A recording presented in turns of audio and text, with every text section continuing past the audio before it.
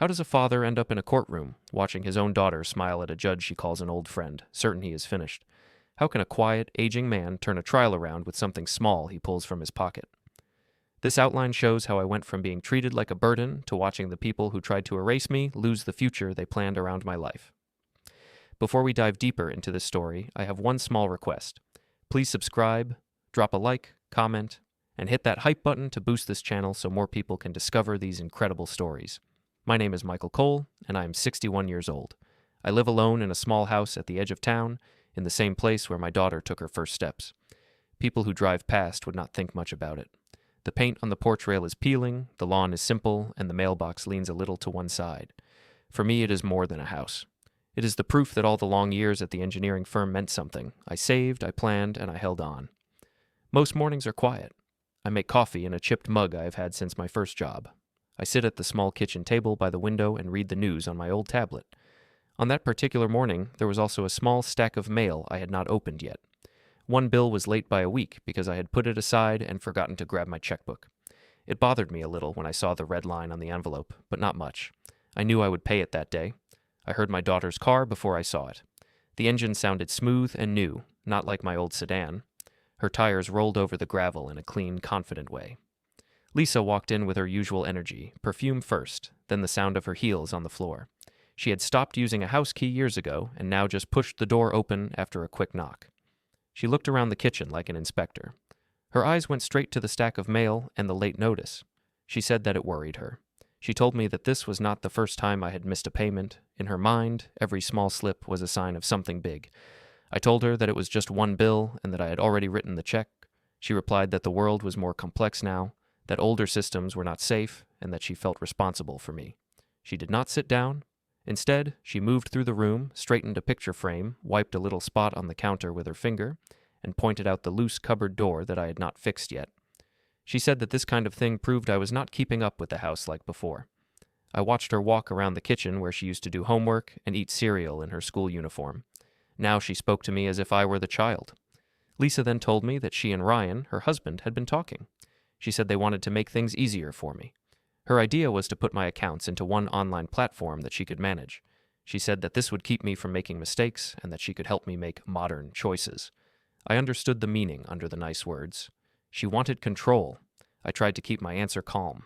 I reminded her that I had paid a mortgage for 30 years, saved for her school, and kept myself out of debt. I told her that I liked to write my own checks and talk to real people at the bank. She smiled in a way that did not reach her eyes. She said that everyone thinks they are fine until they are not, and that there are legal tools now for situations like mine. She said it in a soft tone, like she was describing a service, not a threat. Ryan appeared in the doorway a moment later, phone in his hand.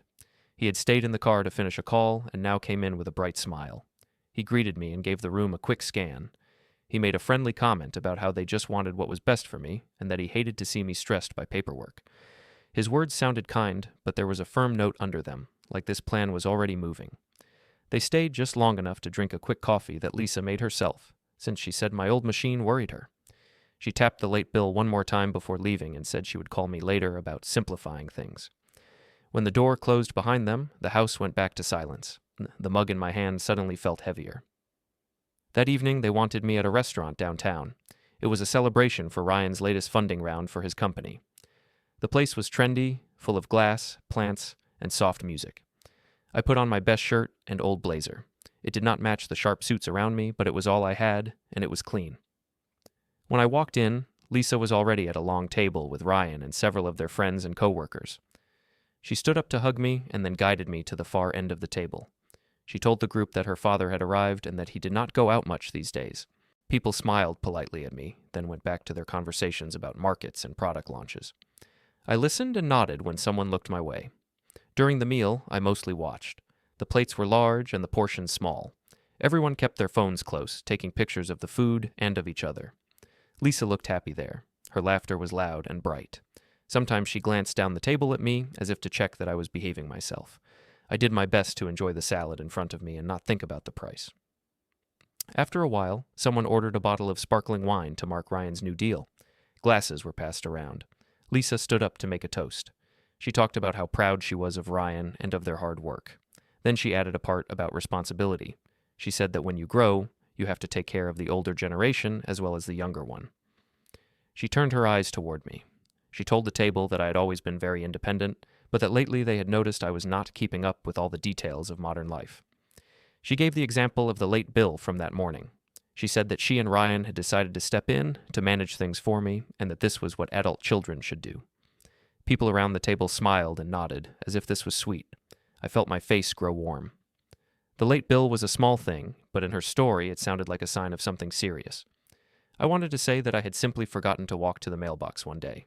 Instead, I sat there and let the moment pass. I did not want to ruin their evening. Lisa made a small joke about not wanting to get a call one day saying her father had walked out and forgotten where he lived. A few people laughed. I pressed my fingers against the side of my glass. When the plates were cleared, people began to stand and move around the restaurant. Some went to the bar, others stepped outside to take calls.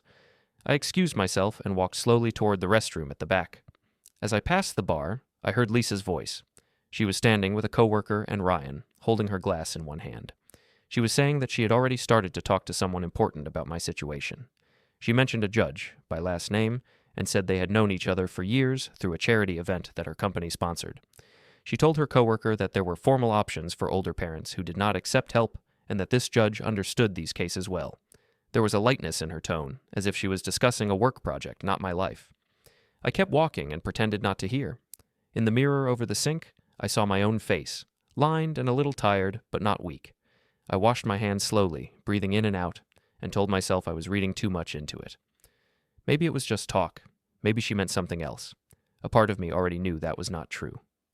On the way out of the restaurant later, I thanked Ryan and Lisa for the meal. Lisa hugged me quickly and said she would stop by the house soon to go over some details. Ryan patted my shoulder and said that everything would be easier once they set things up. I nodded and made my way to my car, careful with each step on the polished floor. The drive home was quiet. The road was dark but familiar. I turned on the radio to fill the space, but I did not really hear the music. My thoughts stayed at that bar, with Lisa's easy mention of a judge and formal options. I tried to push it away. I told myself that I would sleep and things would look different in the morning. When I reached my house, the porch light I had fixed myself last month shone over the door. Inside, the air was cool and still. I hung my blazer on the back of a chair, placed my keys in the small bowl by the door, and went to put my wallet and glasses on the side table next to my favorite armchair. That was when I saw it. Lisa had left her tablet on the side table, half under yesterday's newspaper. The screen had gone dark, but as I picked it up, it lit up again. A notification slid across the top. It was a calendar alert for the next week. The title was clear and simple. It said, Meeting Judge Ruiz, Dad Situation, Strategy. I stared at those words on the glass, and for the first time, I felt that something had already begun without me.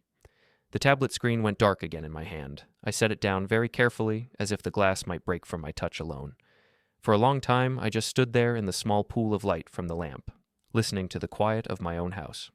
The word strategy stayed in my mind. It sounded like a work project, a campaign, something planned at a whiteboard. Only this time, the project was me. That night, I did not sleep well.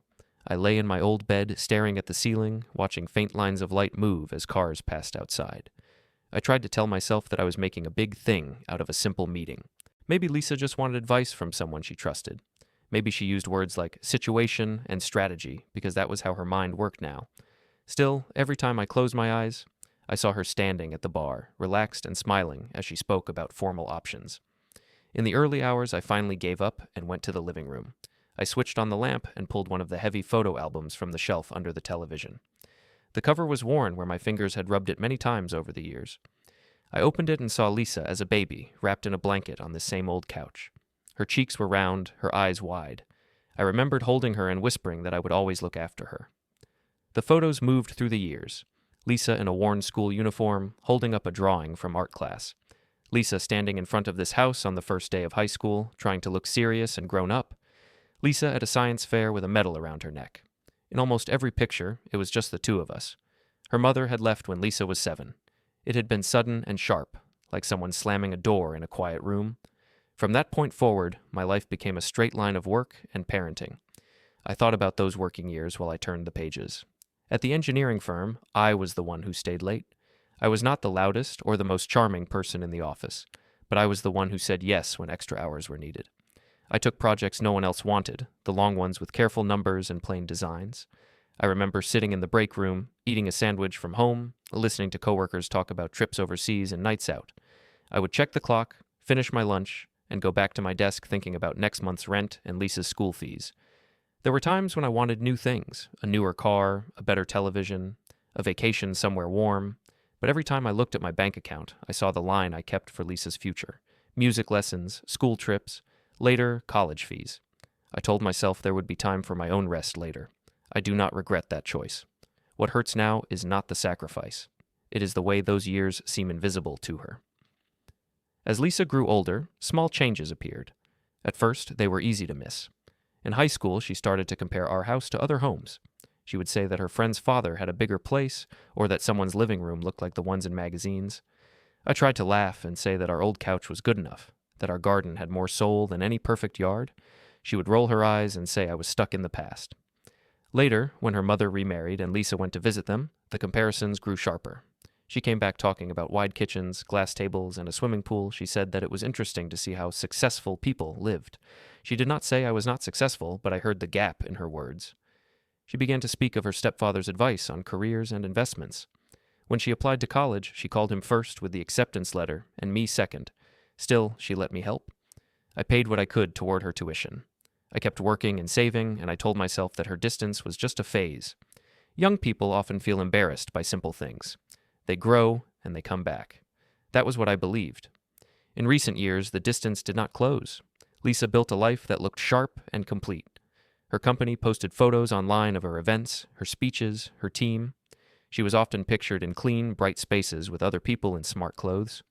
Sometimes I saw her in a group shot standing next to Judge Monica Ruiz at charity events. At the time, I liked the idea that my daughter moved in such circles.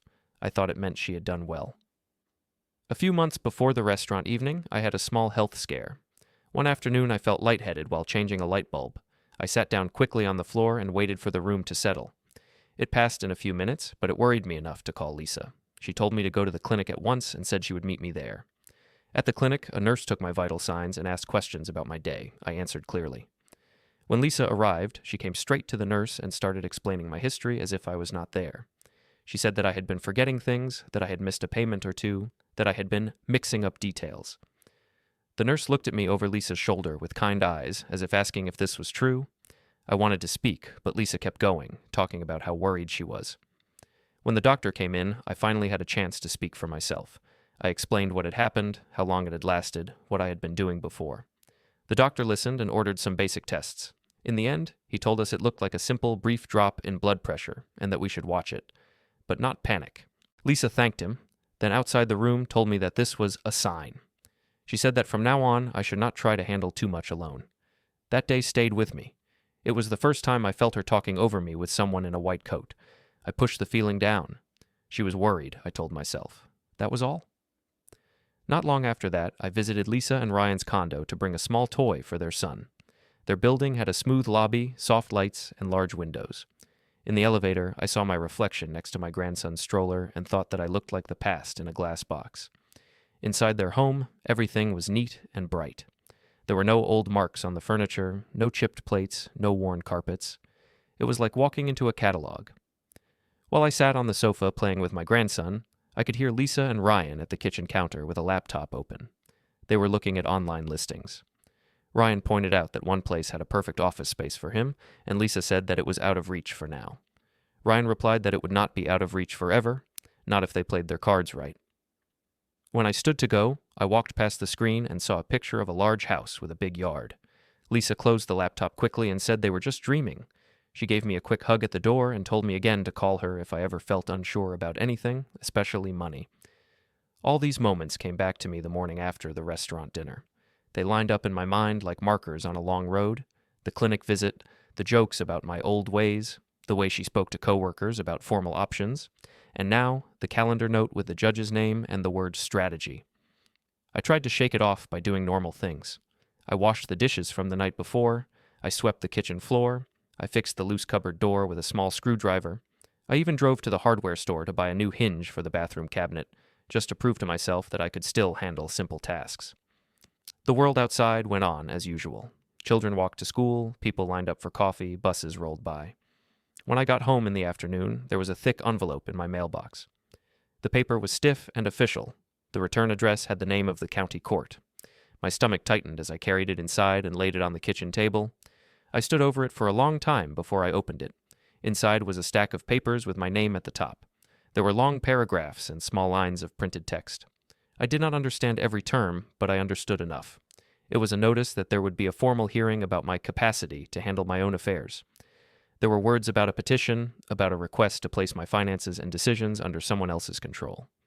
The name of that someone else was my daughter, Lisa Harper. Near the top, in a clear line of text, I saw the name of the presiding judge, the Honorable Monica Ruiz. Under that, on a cover sheet, there was a note explaining how Lisa knew the judge from years of charity work and committee service. It was written in a polite, careful tone, but it read like a reminder that they were not strangers. I sat down slowly at the table, the papers spread in front of me. My hands did not shake, but the air in the room felt heavy. All at once, the late bill, the jokes, the clinic visit, the meeting note on the tablet, and this letter formed one single picture. Whatever Lisa was planning was not just talk at a bar. It had a date, a place, and a judge who already knew her name. For a few minutes, I sat with the papers spread out on the kitchen table, my eyes moving over the same lines again and again. The words blurred and then came back into focus. Words like capacity, guardian, and in the best interest appeared over and over. My own name, Michael Cole, was printed there as if I were a subject in a case, not a person sitting at a worn wooden table with a cup of cold coffee. The hearing date was circled on the notice. Under it, there were instructions about who could attend, what kind of evidence could be presented, and how the court would decide. It looked clean and clinical, like an engineering report. Only this time, I was not the one writing it. I was the one being measured. I picked up my phone and stared at Lisa's contact picture for a long time. It showed her at a charity event, smiling in a dark jacket with a name tag on her chest. Her eyes were bright, her hair neat. I hesitated, then pressed the call button. She answered on the second ring, her voice flat and brisk, as if she was between meetings. I told her that I had received a letter from the court and asked what it meant. She replied in a smooth, practiced tone that this was simply a safety measure. She said that the law sometimes needed to step in for older parents who did not accept help. She reminded me of the late Bill, of my visit to the clinic, of every small mistake she had noticed over the last year. Each example sounded like another stone added to a pile. I asked why she had not talked to me before filing something so serious. She said that talking would only make me anxious and that she did not want to upset me. She told me to come by the condo the next day so they could explain everything calmly. The way she said explain made me feel as if she was speaking to a client, not to her father. Still, I agreed. I wanted to hear the explanation out loud. The next afternoon, I drove to their building. The lobby was cool and bright, with large plants in metal pots and soft chairs no one seemed to sit in. I signed in with the front desk and took the elevator up, watching the numbers light up one by one. When the doors opened, the hallway smelled faintly of some kind of expensive candle.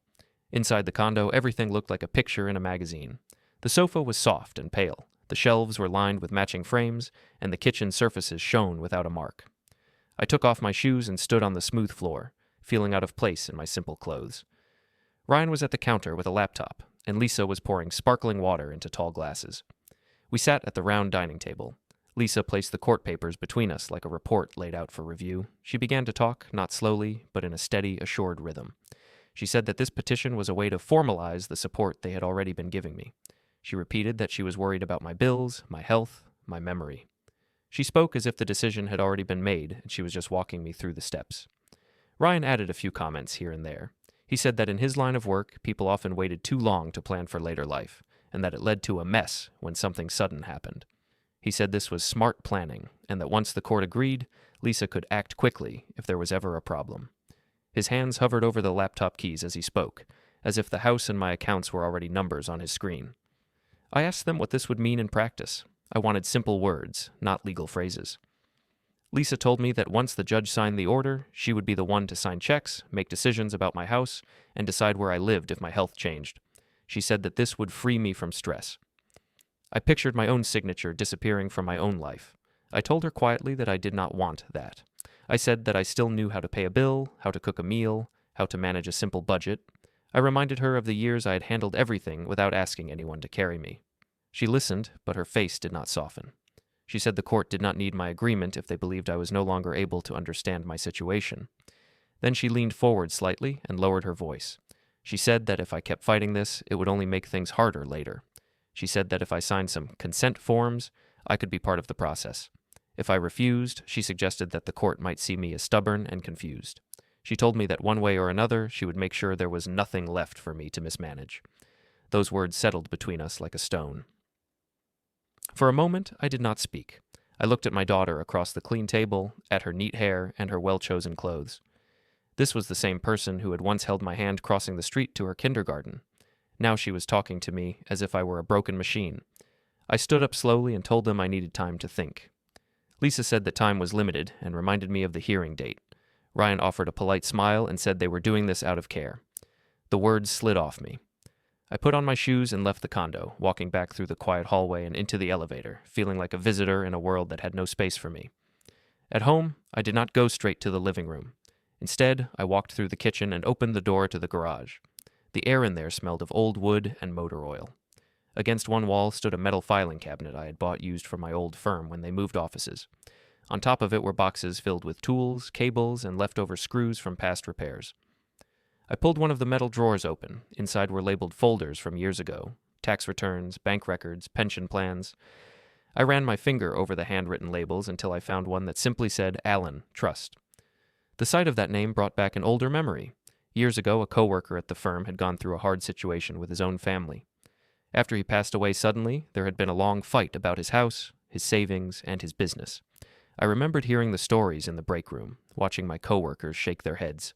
One of them, a man named Alan Briggs, had left the firm to become a full-time estate lawyer. He came back once to visit and told us in the break room that planning ahead was not just for wealthy people. It was for anyone who did not want their life's work to turn into a family war. After that, on a quiet afternoon, I had gone to Alan's office. I told him I wanted to make sure things would be clear for Lisa if anything happened to me. He had recommended a living trust with certain sections to protect against unfair pressure. At the time, I thought that part was just a formality. I signed what he prepared and filed the folder in this drawer. I did not expect I would need it while I was still very much alive. Now I took the folder out and opened it on the small workbench. There were copies of documents with my name and signature, and Alan's notes in tidy handwriting on a yellow sheet. I did not read every line. I just flipped through enough to see that my past self had taken this seriously once. I realized I needed Alan again. I found his card tucked inside the folder and went back into the house. When I called the number, a young-sounding receptionist answered, and then passed the phone to Alan after I gave my name. His voice came through the line, older but familiar. He remembered me after a moment, and I heard the shift in his tone when I mentioned a guardianship petition filed by my own daughter. We set an appointment for later that week. He told me to bring any letters I had received and any medical notes I could get. He also told me not to agree to sign anything new with Lisa before we spoke. His words were calm but firm, the way a good engineer sounds when he sees a crack in a bridge. On the day of the appointment, I put the court notice, the clinic discharge sheet, and the old trust folder into a simple canvas bag and took the bus to Alan's office. It was in a small building near the town center, nothing like Lisa's glass tower. The waiting room had plain chairs and a pot of artificial flowers in the corner. When Alan came out to greet me, his hair was grayer, but his eyes were sharp. In his small conference room, he laid my papers on the table and read them one by one. He did not rush. While he read, I watched his face. At first, he looked neutral, just processing. Then his jaw tightened slightly at a few lines in the petition. He asked me simple questions about my daily life. What I did, how I paid my bills, how I handled my accounts. I answered plainly. He listened to every word. He pulled my old trust file from his cabinet and flipped through his own notes. He reminded me of the conversation we had years ago about pressure from relatives. He said that we had included a section to protect me from anyone who tried to take control of my estate in a way that was not truly about care. He did not quote it, but the way he spoke told me that this section might now matter more than either of us expected when we wrote it. Alan told me that we would need clear proof that I was able to understand my affairs. He suggested that I schedule a full evaluation with a doctor who specialized in older patients. He said we also needed simple evidence that I managed my money, like bank statements and records of regular payments. Then he leaned back and said something that stayed with me. He told me to keep talking to Lisa as usual, but to start writing things down after each conversation, dates, times, and what was said. He also mentioned that, in our area, it was lawful to record my own conversations as long as I was part of them. He said that if Lisa spoke openly about her plans, it might become important later. When I left his office, the sky was already turning orange. On the way home, I stopped at an electronics shop and bought a small digital recorder. At home, I sat at my kitchen table and tested it, recording myself saying the date and a few simple sentences, then playing it back. My voice sounded calm and steady. I slipped the recorder into the inside pocket of my jacket and patted it gently, feeling its small weight. That evening, as I was washing the dishes, my phone buzzed on the counter. It was a message from Lisa. She wrote that Judge Ruiz had agreed to move the hearing to an earlier date and that this was good news because it meant the court understood the urgency. She reminded me again that resisting would only make things harder. I dried my hands, picked up my jacket from the chair, and pressed my fingers against the recorder in the pocket. For the first time since this began, I did not feel only fear. I felt a thin, clear line of purpose running through me. I understood that I could not stop Lisa from seeing me as weak, but I did not have to accept her version of my life. The next morning, I woke up with a plan instead of just worry. It was a simple plan, but it was mine. Alan had told me we needed neutral proof that I could still understand my life, so that was where I started. I called the clinic and asked if I could see a doctor who worked with older patients. The receptionist suggested Dr. Susan Nakamura. She said Dr. Nakamura had time later that week. When she asked the reason for the visit, I said that I wanted a full check on my mind and my memory. There was a pause, then she said that was a good idea and booked me in. On the day of the appointment, I wore a clean shirt and took a small notebook in my pocket. At the clinic, I checked in and sat in the waiting area, listening to the soft, distant sounds from other rooms. When the nurse called my name, I stood up calmly and followed her down the corridor. She weighed me, checked my blood pressure, and wrote notes on a chart. Dr. Nakamura greeted me with a small smile and asked why I had come. I told her directly. I said my daughter had filed a petition to take control of my affairs and that I wanted an independent view of my mind. I did not cry or raise my voice. I just stated the facts. She held my gaze for a moment and then nodded. She ran a series of tests. She asked me to remember 3 words and repeat them after a few minutes. She asked about the date, my address, the name of the current mayor. She had me draw a simple shape and then copy it.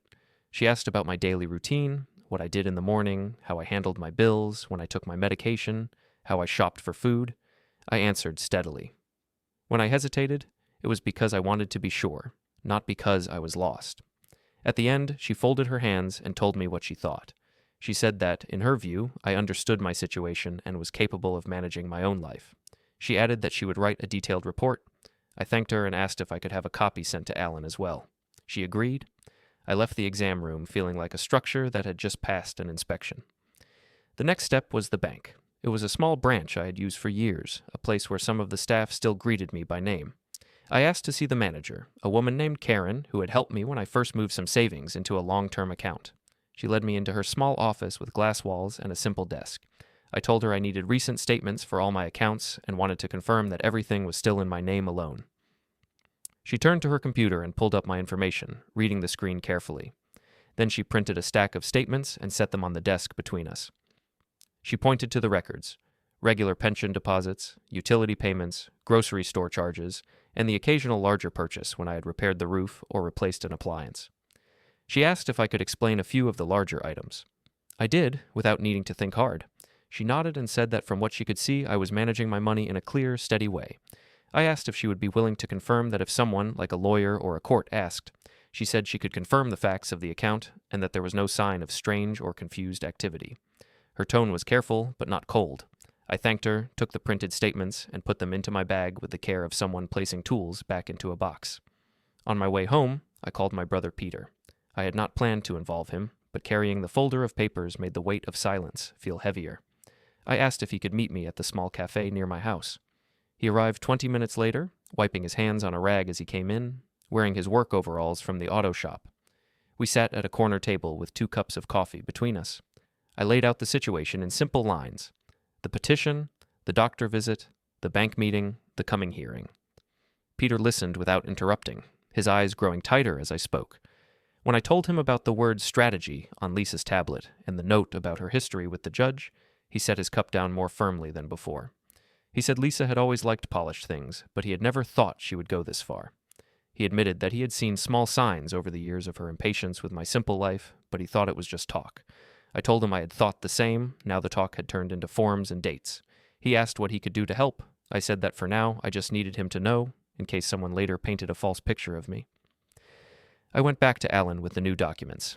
In his conference room, he spread them out on the table: the clinic appointment slip, the promise of a report from Dr. Nakamura, the bank statements, my own notes from conversations with Lisa.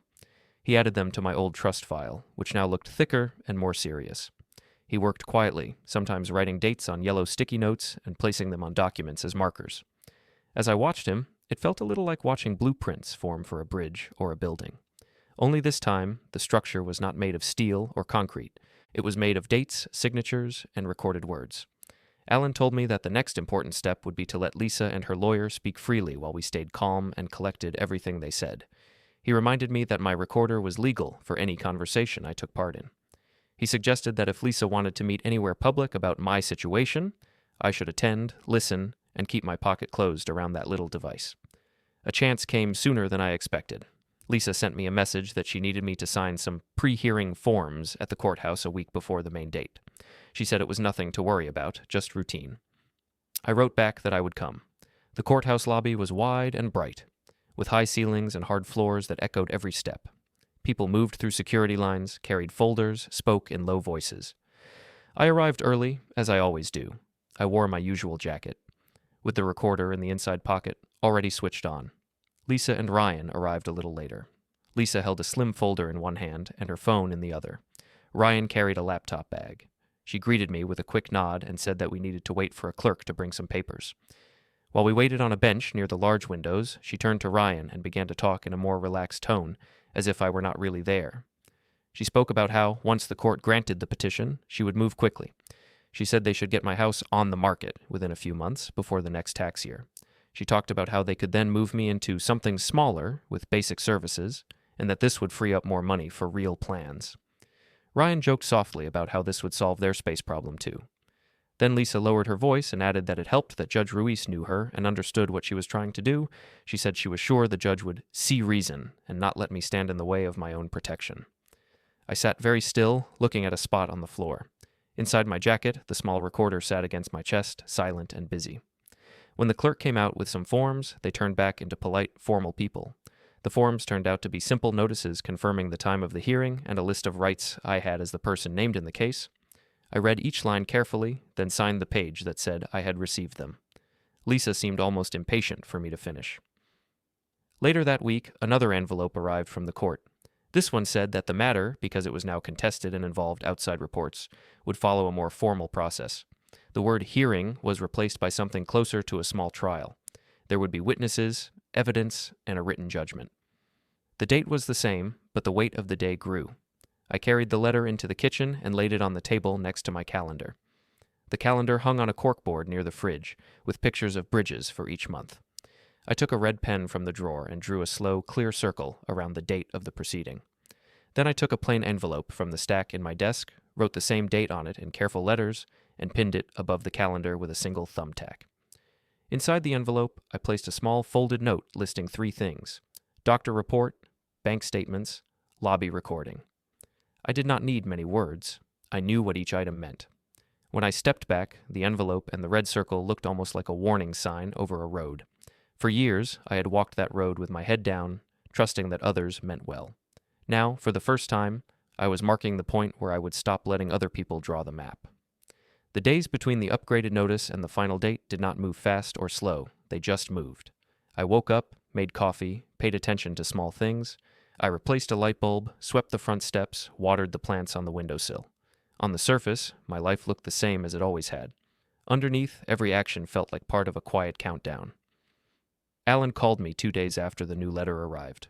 His voice was steady, the way it had been in the conference room. He told me that Dr. Nakamura's report had come in and that it was clear and detailed. He said she described me as able to understand my choices and the nature of the documents I had signed with him. He also said the bank statements fit the picture of a careful, stable person, not someone who was losing grip. He did not sound surprised. I was not surprised either, only relieved. Then he suggested we have one more meeting before the court date. He said there were steps we could take inside the rules that would make my position even more secure. He did not explain over the phone.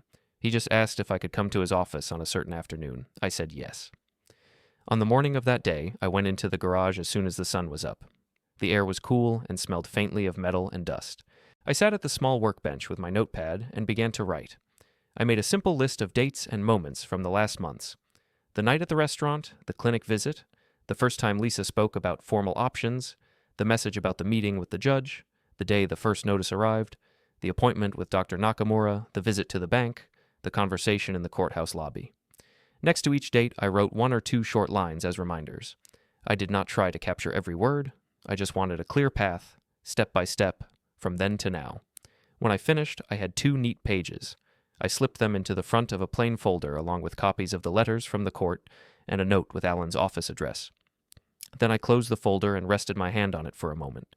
It was not heavy, but it felt solid, like a tool you know will not fail in your hand. At Alan's office, the receptionist greeted me by name and asked me to wait for a moment. I sat in the same chair as before, watching the second hand on the wall clock move in small, precise steps. When Alan came out, he shook my hand and led me into the conference room. On the table were several stacks of paper, already arranged in order. Some were copies of the old trust. Some were newer, printed on different letterhead. Alan had placed small sticky notes on the edges, each with a number or a short word. It reminded me of how we used to mark key points on blueprints during project reviews. He began by going over the schedule for the court date. He explained how the day would move, who would speak first, when I might be asked questions, when he would present the doctor's report and the bank records. He said that Lisa's side would likely try to paint a picture of slow decline and confusion. He said we would respond with calm facts. Then he slid a fresh stack of documents toward me. The top page had my name in large letters. The rest was filled with paragraphs and lines for signatures. Alan did not ask me to read every line on the spot. That would have taken all day. Instead, he walked me through the main points in clear language. He told me that these papers did not depend on the court's decision about guardianship. They were actions I could take while I was clearly able, actions that would control what happened to my estate no matter what anyone else wanted later.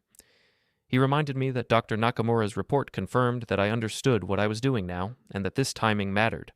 I listened carefully. I asked questions when I did not understand. He answered each one patiently, sometimes pointing to a line on the page, sometimes just explaining in plain words. When I was satisfied, he uncapped a pen and slid it toward me. I signed my name where he indicated. On some pages, a notary came in, checked my identity, and watched as I wrote. Each signature felt like tightening a bolt on a structure I had once assumed would stand on its own. I realized that, for years, I had trusted that people would treat my life's work with respect, without needing rules. Now I knew better. When the last page was signed and stamped, Alan gathered the papers into 2 groups. One group went into a thick envelope, which he sealed and set aside. The other he filed into my trust folder. He told me that the sealed envelope would be delivered to the court clerk before the hearing began. He did not go into detail. He just said that, when the time came, the documents would be there, waiting. Before I left, Alan took a small digital recorder from his desk drawer. It looked almost identical to the one I already carried, but newer, with a clearer screen. He said that the recording we already had from the lobby was enough, but that it would not hurt to have a backup device. He told me to keep this one in my inner pocket on the day of the hearing, along with a brief summary letter he had prepared. He folded the letter once and handed it to me. I did not read it there. I trusted that it said what needed to be said in his precise style. I slipped both items into the inside pocket of my jacket and patted it gently.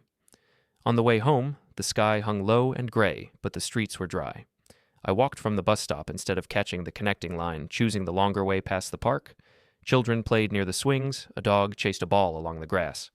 Life in the park did not know anything about petitions or trusts or court dates. It moved at its own pace with simple rules: gravity, motion, laughter. Back in my kitchen, I hung my jacket on the back of a chair and took out the new recorder and the folded letter. I placed them on the table and looked at them for a long moment.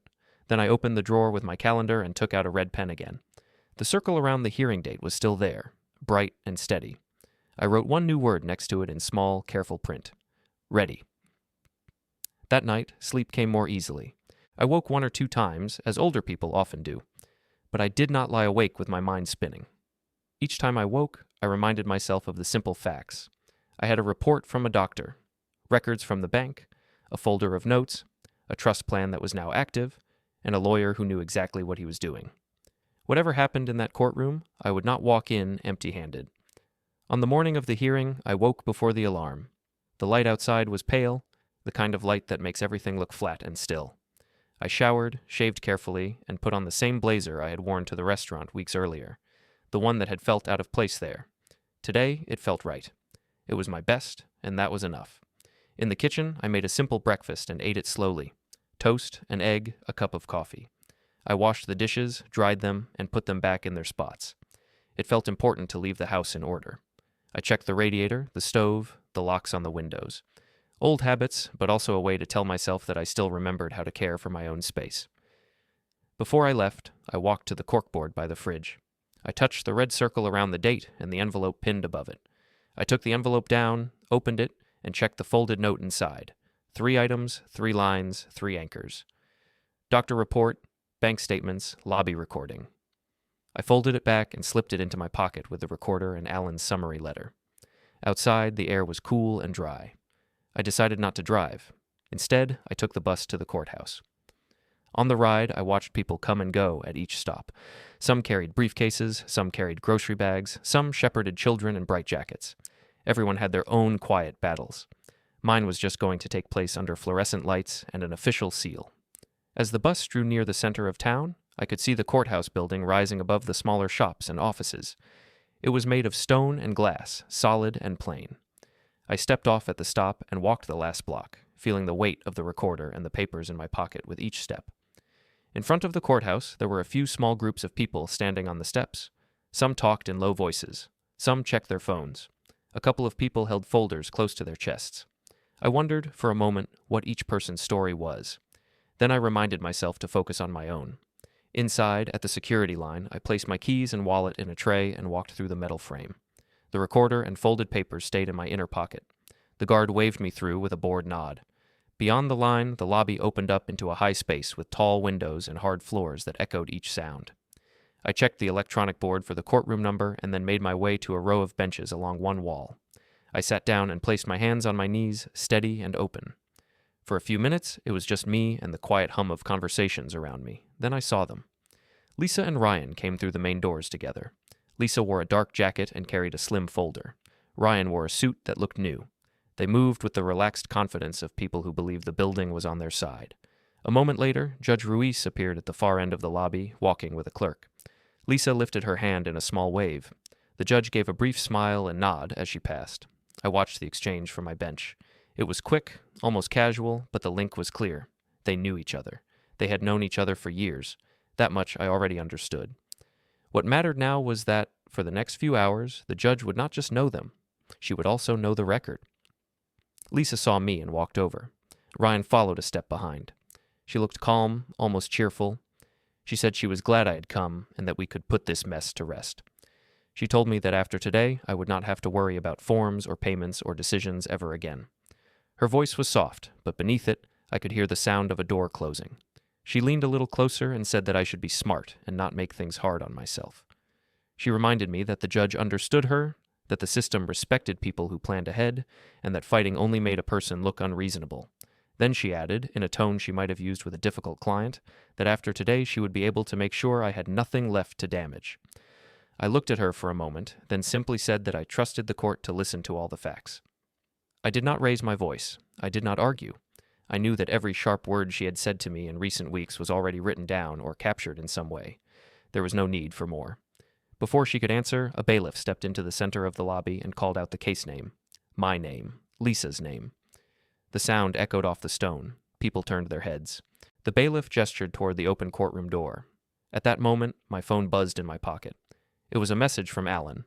3 simple words appeared on the screen. Stay calm. Ready.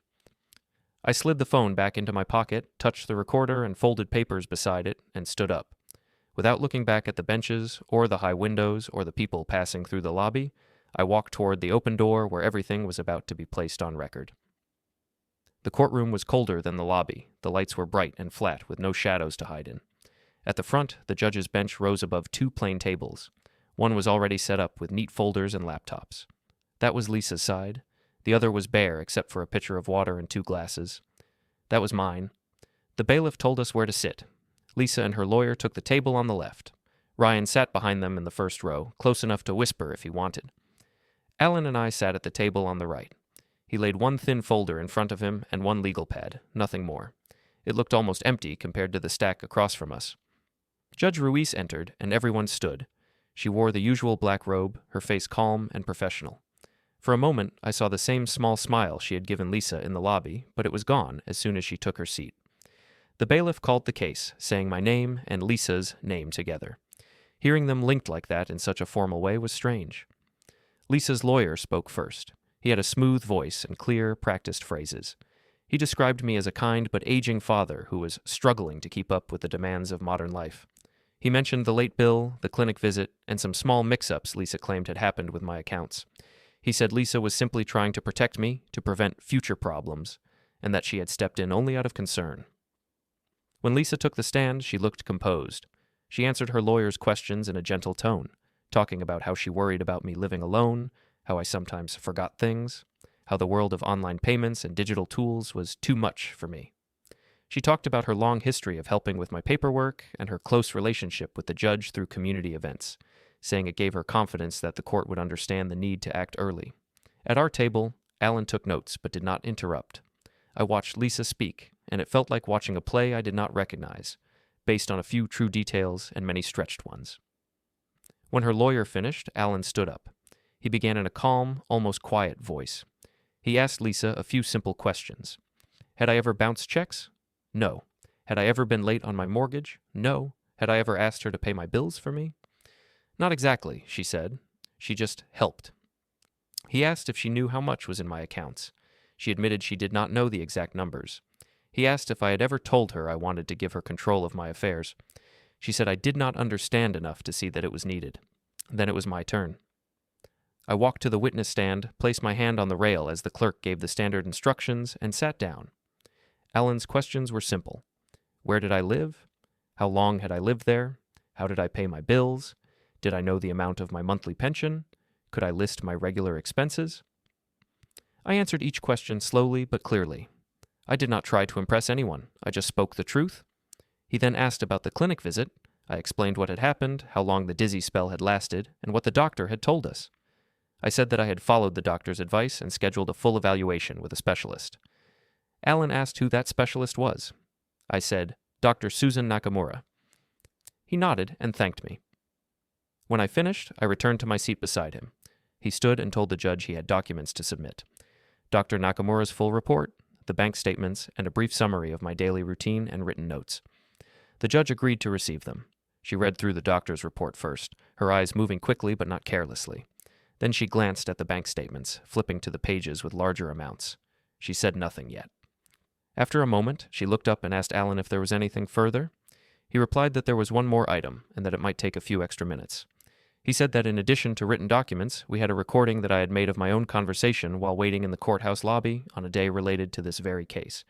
He explained that, in our area, one party may record their own conversations without special permission, and that this recording might show my daughter's true motive for seeking control. The judge's expression changed slightly. She asked if the other side had been told. Alan answered that the content would be new to everyone in the room except me, but that he was prepared to let the judge decide if it should be heard. She thought for a brief moment, then said, "We will hear it." Alan turned to me and gave a small nod. I reached into the inside pocket of my jacket. My fingers closed around the small device that had rested there all morning. I took out the digital recorder, held it up for a second, and then handed it to the bailiff. He carried it to the clerk, who connected it to a simple speaker on the desk. The room went very quiet. First there was a bit of background noise, then my own voice, low and brief, marking the date and time. After that, Lisa's voice came through, clear and confident.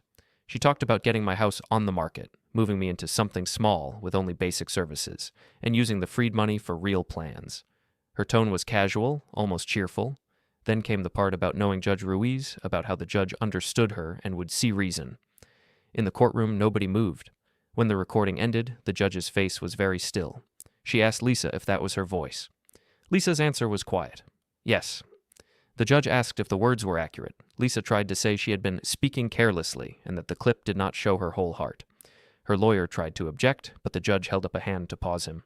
Alan did not raise his tone. He simply pointed out that the recording showed clear plans to sell my house quickly, move me to the cheapest arrangement possible, and use our long personal connection to guide the court. He said this was not the language of protection. It was the language of convenience and gain.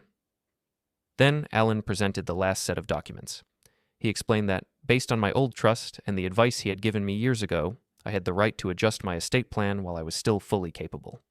He showed that, after the evaluation by Dr. Nakamura, I had signed an amendment to my living trust. That amendment stated that any heir who tried to take control of my affairs without real cause could be removed as a beneficiary. The judge looked at the signed pages, the dates, and the notary stamps. Alan went on to explain that the amendment had already been filed with the clerk that morning, before the hearing started. The trust now directed the bulk of my estate to a local education fund and to a small account for Lisa's child, with strict terms that kept Lisa herself away from the money. The clause about unfair pressure was now active. Lisa's lawyer tried to argue that this was retaliation. Alan simply pointed back to the doctor's report. I had been tested, found capable, and then made a clear choice with legal advice. The judge studied the pages in front of her. For a long moment, the only sound in the room was the faint noise of traffic outside. Finally, Judge Ruiz spoke. Her voice was measured. She said that the court had a duty to protect people who could not protect themselves. She also said the court had a duty not to take away control from someone who was still able to manage their life. She referenced the doctor's report, the bank records, the calm way I had answered questions, and the recording that showed Lisa's true focus. She then turned to Lisa. She said that even if the petition had started with concern, the recording and the plans it revealed placed that concern in serious doubt. She added that her own connection to Lisa through community work did not excuse the expectations heard on the tape. Then she gave her decision. She stated that the petition to place my affairs under Lisa's control was denied in full. She said that no guardian would be appointed for me at this time. She noted that the recording and related papers would be kept in the file, and that parts of the record might be sent to the proper office for review of possible misuse of process. She also confirmed, for the record, that my trust amendment was valid on its face and outside the reach of this petition. When she finished, the clerk typed quickly, and the bailiff wrote something on a form. Lisa sat frozen, her hands clenched around her folder. Ryan stared at the table, his jaw tight. No one said anything. The bailiff brought the recorder back to our table and set it down gently in front of me. I picked it up, feeling its small weight once more, and slipped it back into my pocket. Alan gathered our thin folder and gave me a small nod, the kind that passes between people who have done what they set out to do. We stood when the judge left the bench. Papers rustled, chairs scraped. Lisa started to turn toward me, but I did not stop. I walked past her table, past Ryan, past the rows of benches. I did not speak. I did not look back.